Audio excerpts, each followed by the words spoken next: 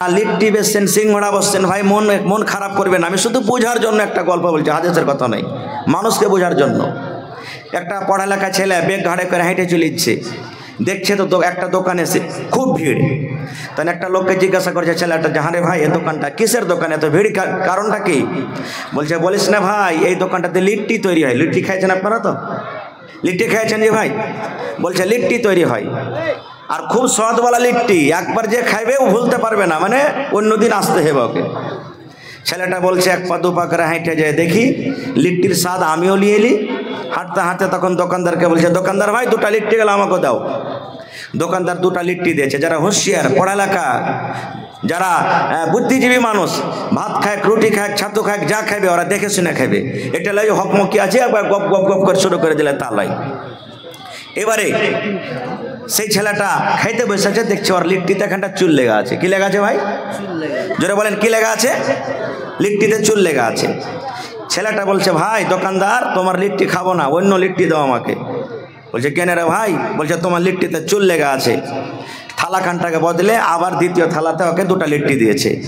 খাইতে যদি দেখছে, খাইতে যাওয়ার টাইমে অতি আর একখানটা চুল লেগা আছে ওটা তো। তখন বলছে, ভাই রে এই লিট্টিও খাওয়া হবে না, তুমি এই লিট্টিটাকে পাল্টিয়ে লাও। আবার তৃতীয় নম্বর থালাতে তাকে দিয়েছে, দেখছে খেতে যায় অতি একখানটা চুল লেগা আছে। তৃতীয়বারের বেলাতে থালাখানটাকে পাক মেরে ফেলে দিয়ে বলছে, সালারকে লিট্টির ফ্যাক্টরি দেখবো কোন জায়গাতে লিট্টি তৈরি হয়। আমাকে তিনবার থালিতে লিট্টি দিলে আর বারবার চুল পাচ্ছি না, আমি দেখবো। এরকমই গরমের টাইম ভাই, হাঁটতে হাঁটতে হাঁটতে হাঁটতে ভিতর দিকে যদি যাইছে, যারা মিঠাই তৈরি করে, কি বলছে রে, লিট্টি গলা সামোসা তৈরি করে, ওরা কি বলছেন? হালুয়াই বলছেন না কি বলছেন? হালুয়াই নাকি? দেখছে একটা খালি গান জায়গায় দেওয়া আছে, তেল গড় গড় গড় গড় করে ফুটছে, আর ওর আঞ্জর পাঞ্জরে কোনো মানুষ নাই। আর একবারে চুপচুপে ঘাইমে আছে, টস টস টস করে তার শরীর দিয়ে পাসিনা বইছে, ঘাম চুইছে। কত হয়তো পাসিনা কড়াই তো পড়ছে মনে হয়, ওতে স্বাদ বাড়বে নাকি আল্লাহ জানছে। এবারে দেখছে তো ওখানে আঞ্জর পাঞ্জর কেহ মানুষ নেই, আটা কিন্তু মানে সানা আছে। আর যে লিট্টি তৈরি করে আর কিন্তু এখানটা হাত ভাই, ঠোঁটা এখানটা হাত নাই। আপনারা যারা লিট্টি খেয়েছেন দেখবেন, লিট্টি গোল হয় না লম্বা হয় ভাই? গোল হয়। তো গোল করতে গেলে দু হাতের দরকার না এক হাতে হবে? দু হাতের দরকার হবে। এই ছেলেটা মনে মনে কয়েছে যে হ্যাঁ হে, এই লিট্টিওয়ালাটা একাই এখানে আছে, অন্য কেউ নাই, আর ওর ফের এখানটা হাত ঠোঁটটা, তো লিট্টি বানাইছে কেমন করে ও? বলছে না, একে দেখি যাবো কেমন করে লিট্টি হয়। তেল গড় গড় করে ফুটছে ভাই, কিন্তু লিট্টিওয়ালা জানে না যে আমাকে দেখতে এসেছে। একটুখানি হাত লিয়েছে, যে হাতখানটা ভালো, হাতে একটু লিট্টি লিয়েছে, আর হাতখানটাকে চেড়ে বগলে চেড়ে মারছে, দেবো না তেলে ছাড়ছে। এরকম ভাবে একটু আটা লিয়েছে, বগল ঘানটাকে চেড়ে মারছে, দেবো না তেলে ছাড়ছে। 2 4 5টা যখন হয়েছে, সুবহানাল্লাহ, বগলটা উঠিয়ে দেখছে তা ঘাসার মাসার শুরু করে দিয়েছে। একবারে লম্বা লম্বা 5 6 ইঞ্চি একবারে উলার খেয়াল লেগে আছে ওর বগলে। সুবহানাল্লাহ। তখন বলছে, ইয়ার খেয়ে লিট্টিতে চুল পাবো না, থেকে ভালো লিট্টি পাবো। আপনারা হাসলেন কেন বললাম কথাটা? রে মুসলমান, আল্লাহর নবীর হাদিস, নবী আমার বলেছেন 5টা জিনিস হলো আমার সুন্নাত। কয়টা? 5টা জিনিস হলো আমার সুন্নাত। তার মধ্যে একটা হলো, নবী বলেছেন কুনি যদি তোমার বড় হয়ে যায়, 8 দিনে 10 দিনে তোমাকে কুনি কাটতে হবে। কিন্তু ওরে মুসলমান, কত মাকে দেখবেন, কত বোনকে দেখবেন, কত ভাইকে দেখবেন, 15 দিন মাসে কুনি কাটা দূরের কথা রে বন্ধু। এমন বড় বড় বড় করে এক একটা ভাই আমার কুনি ছাড়ে, মনে হয় তার কুনির আগে মনে হয় সুলফি বললাম ফেল হয়ে যাবে। আছে না নাই? আর ও যদি বলে আমি আই লাভ মোহাম্মদ, মোহাম্মদকে ভালোবাসি, চলবে? জোরে বলেন, চলবে? নবী আমার বলেছেন তোমার কুনি কাটতে হবে। এবার ও কুনি কাটবে না কেমন করে নবীর ভালোবাসা হয়ে গেল? আল্লাহ রসুল বলেছেন তোমার যখন দাড়ি বড় হবে, দাড়ি গলা তুমি ছেড়ে দাও, মোচটাকে তুমি কেটে ফেলো। এই মুসলমান, আজকে আমরা দাড়ি ছিলে দিই আর মোচটাকে একবারে তেল দিয়ে কেড়া কেড়া কেড়ে রাখি, মনে হয় দেখে গুয়াল গুয়াল লাগছে। আর ওই লোকটা যদি বলে মোহাম্মদ আমি তোমাকে ভালোবাসি, বলে বলেন এটা সত্য না মিথ্যা? এ ভাই মুসলমান, নবীর হাদিস আছে, নবী বলেছেন তোমার বগলে যদি চুল হয় তোমার চুলগুলা তুমি সাফ করে নাও, তোমার চুলগুলা তুমি কেটে নাও। কতদিনে তুমি কাটবে? 10 দিন, 15 দিন, মাসে তুমি সাফ করে নাও। এবার আপনার আমার বগলে লম্বা লম্বা হয়ে চুল লেগে আছে, 10 দিন 15 দিন দূরের কথা, 3 মাস 4 মাস কেটে যায় তাও সাফ করি না। এবার আমি যদি মুখ দিয়া বলি আই লাভ মোহাম্মদ, মোহাম্মদ তোমাকে আমি ভালোবাসি, বলেন এটা কথা বলা কি ঠিক হবে? আল্লাহ রাসূল বলেছেন উম্মত রে, যখন সারামগার গোড়াতে চুল হবে উম্মত, নর হোক কিংবা নারী হোক, বেটা ছেলে হোক কিংবা বেটি ছেলে হোক, সারামগার গোড়াতে লজ্জাস্থানের গোড়াতে যখন চুল হবে, তোমার ওই চুল গলারে উম্মত 40 দিন হওয়ার আগে আগে তোমাকে কেটে সাফ করতে হবে। 40 দিন হওয়ার আগে আগে তোমাকে সাফ করে নিতে হবে। এবার মুসলমান শুনেন, 40 দিন পার হয়ে গেল, এবার আমি কিন্তু ওই সাফ করলাম না, 40 দিন শেষ হয়ে গেল, এবার আমি কিন্তু সাফ করতে পারলাম না।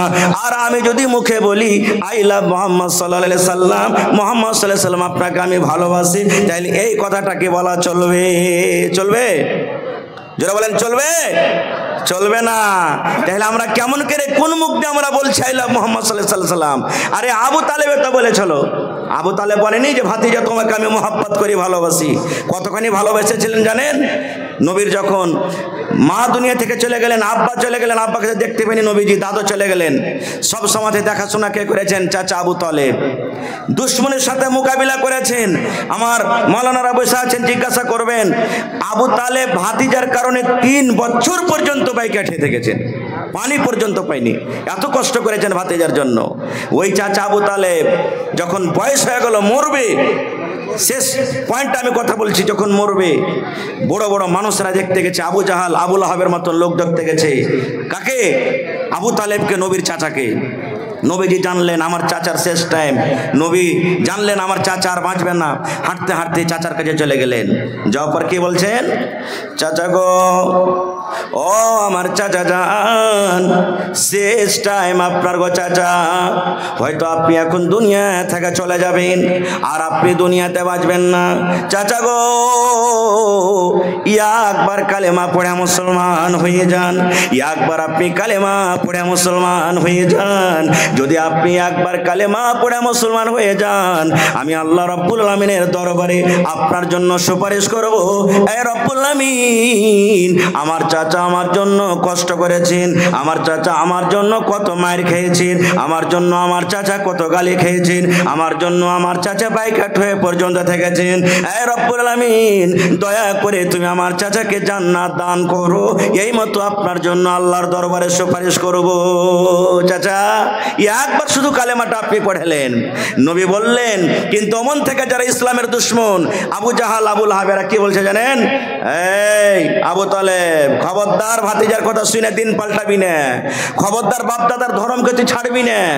কিন্তু নবী আমার বলেন, চাচা গো, একবার আপনি কালেমা পড়লেন, আমার মা ছোট কালে মারা গেছেন গো চাচা, মার মায়া পাইনি, আব্বাকে চোখে দেখতে পাইনি, দাদর মায়া মহব্বত আমি পাইনি। মায়ের মতো আপনি আমাকে আদর দিয়েছেন, দাদার মতন আপনি আমাকে আদর দিয়েছেন, আব্বার মতো আপনি আদর দিয়েছেন, আপনি আমাকে লুঙ্গি দিয়েছেন, জামা দিয়েছেন, তেল সাবুল সব দিয়েছেন, সব আপনি দিয়েছেন। চাচা একবার আপনি কালেমা পড়ে মুসলমান হয়ে যান।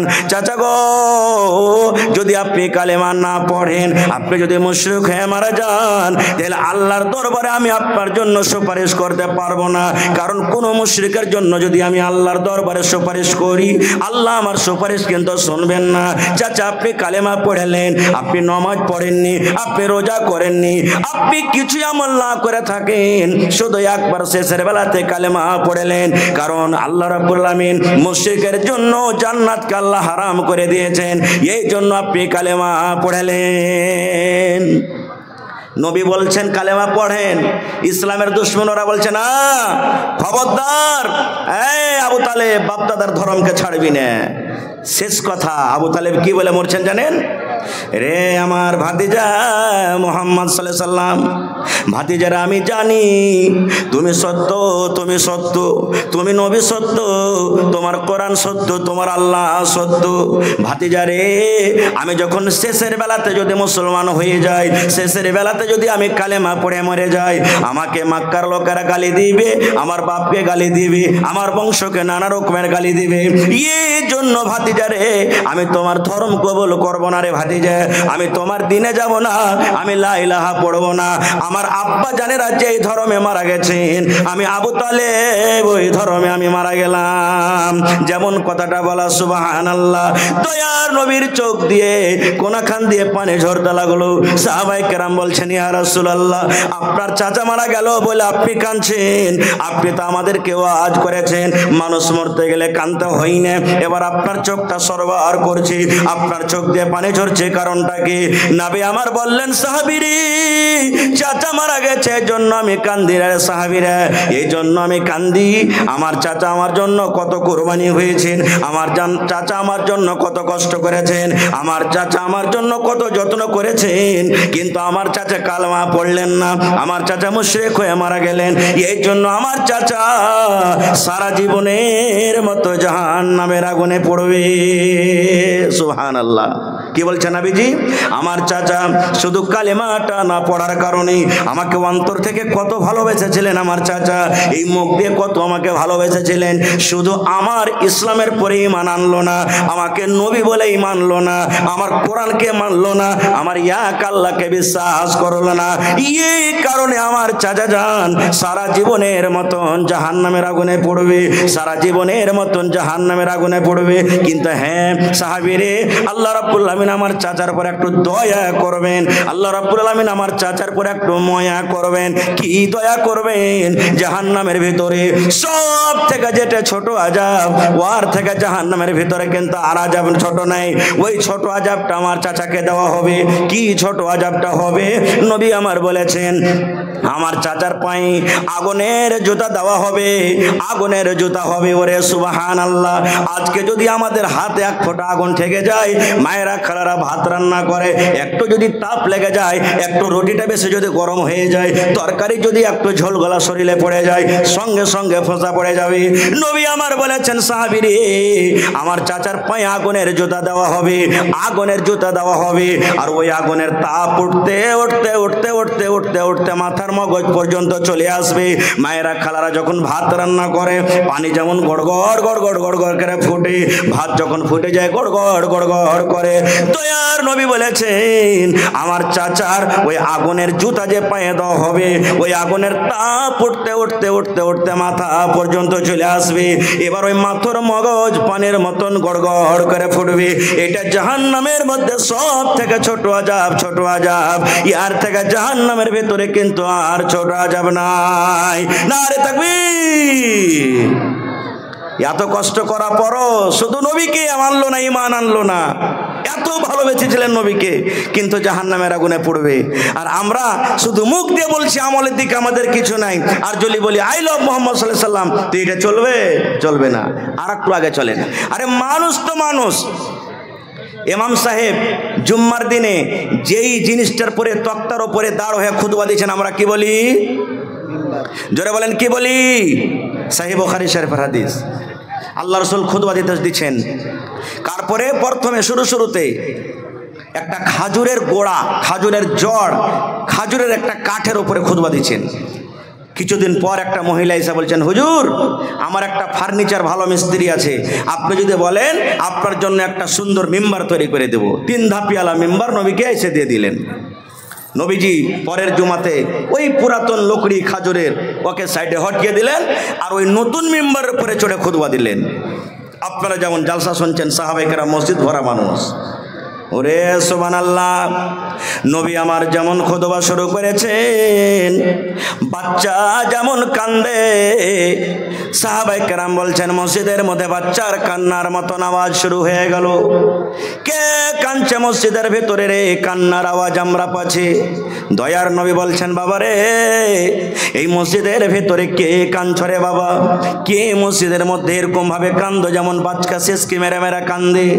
সাহাবায়ে কেরাম বলছেন, হুজুর হুজুর কোনো বাচ্চা তো এখানে কাঁদতে দেখতে পাই না, কে কান্দে? আমার নবী নজর করে দেখেন ওই যে পুরাতন মিম্বার, পুরাতন খাজুরের গাছ, কোনো গল্প নাই, সহিহ বুখারী শরীফের হাদিস। পুরাতন মিম্বার, পুরাতন গাছ, যেমন বাচ্চা কান্দে বাচ্চার মতন ফুইলে ফুইলে ফুইলে ফেফড়া ফেফড়া কাঁদছে।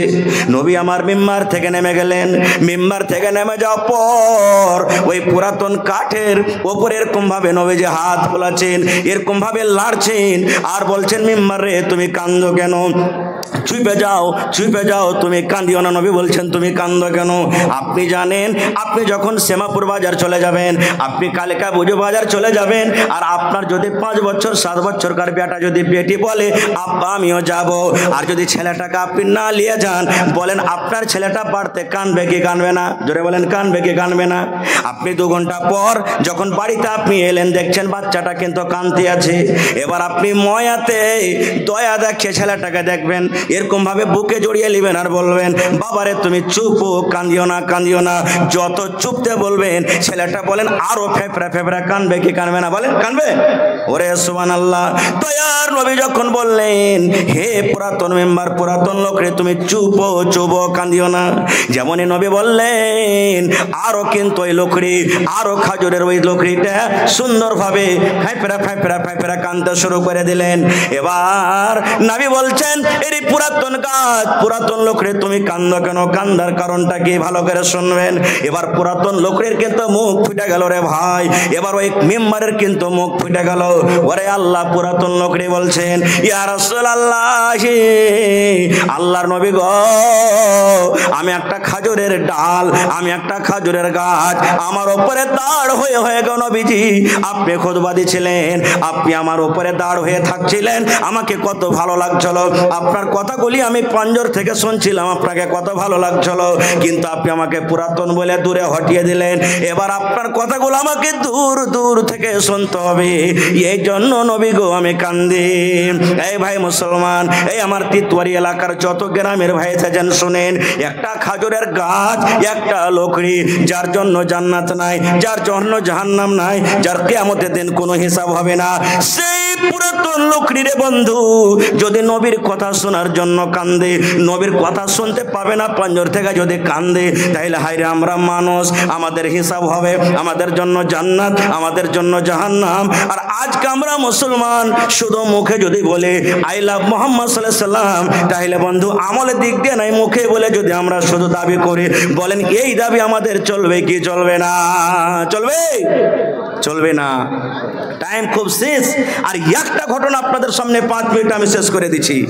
আহা, সাহাবায়ে কেরাম নিজের আমলটা কিভাবে করেছিলেন, কিভাবে নবীর সাথে মহব্বত ভালোবাসা করেছিলেন, সহি ঘটনা আপনাদের সামনে বলছি। আল্লাহ রাসূল সাল্লাল্লাহু আলাইহি ওয়াসাল্লাম একটা লড়াইতে গেলেন, যুদ্ধতে গেলেন। নবী বললেন শোনো, যারা বাচ্চা লড়াই করতে যায় না, মহিলারা যেও না, যারা বুড়া মানুষ যেও না, যার নতুন বিয়ে করেছো স্ত্রী বাড়িতে আছে ও যেও না, যার উটনির বাচ্চা হবো হবো হয়ে আছে যেও না, যার ফল পেকে গেছে কিংবা পাকবো পাকবো হয়ে আছে ও যেও না। চলে গেলেন লড়াই করতে, যুদ্ধ শুরু হয়ে গেল, খুব ঘামাসান লড়াই চলছে, যুদ্ধ চলছে, লম্বা ঘটনা। আমি শর্টে বলছি শুধু যে সাহাবায়ে কেরাম নবীর সাথে কেমন মহব্বত ভালোবাসা করেছিলেন। নবীর ওই লড়াইতে, ওই যুদ্ধতে দাঁত পর্যন্ত ভেঙে গেছিলেন। কত নবীকে আঘাত হয়েছিল, ৭৭ জন বড় বড় মুসলমান শহীদ হয়েছেন, সুবহানাল্লাহ। এবার নবীজি একজনকে বলেন এক কাম করো, যারা মদিনাতে বাড়িতে বসে আছেন তারাকে বলো গা যে মুসলমানেরা উহুদের লড়াইতে খুব বিপদে কষ্টতে আছে, তোমরা বাড়িতে যারা আছো তাড়াতাড়ি করে জিহাদের ময়দানে তোমরা চলে যাও। একজন এলান কারনেওয়ালা চলে গেলেন এলান করতে। ও আল্লাহর নবীর সাহাবীরা, ও বীর মুজাহিদ পাহলওয়ান কে বাড়িতে আছো, নবীর ডাক হয়েছে, নবী ময়দানে বিপদে, তাড়াতাড়ি করে চলো। সব সাহাবীর কথা বলবো না, একটা মাত্র সাহাবীর কথা। সেই সাহাবীর নাম কি জানেন? হযরত হানজালা রাদিয়াল্লাহু তাআলা আনহু। নতুন বিয়ে করে প্রথম বছর রাত, প্রথম ঘর। আপনারা জানছেন যারা বিয়ে শাদী হয়েছে, যে মানুষের যখন বিয়ে শাদী হওয়ার পর প্রথম রাতটা কাটে, কত সুখের রাত, কত আনন্দের রাত, কত মজার রাত। মানুষ মনে মনে করে হবে 8 ঘন্টা রাত না হয় যদি আজ যদি 22 ঘন্টা রাতটা হইতো তো কত ভালো হইতো, কত মানুষের খুশি।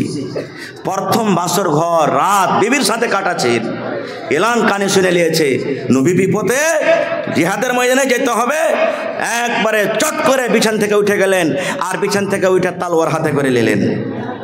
ভালোবাসা বিবে তখন বলছেন, আল্লাহ রে, কি আমি ভুল করলাম, আমার স্বামী তলোয়ার হাতে নিয়েছে, মানে আমাকে মারবে নাকি? এবার পরে দেখছি জেরা গায়ে দিয়ে নিলেন। জেরা মানে লোহার একটা পিরহন, লোহার একটা পিরহন। দুশ্মনে আঘাত করতে গেলে, তীর মারতে গেলে, তলোয়ার মারতে গেলে হেফাজত হবে। জেরা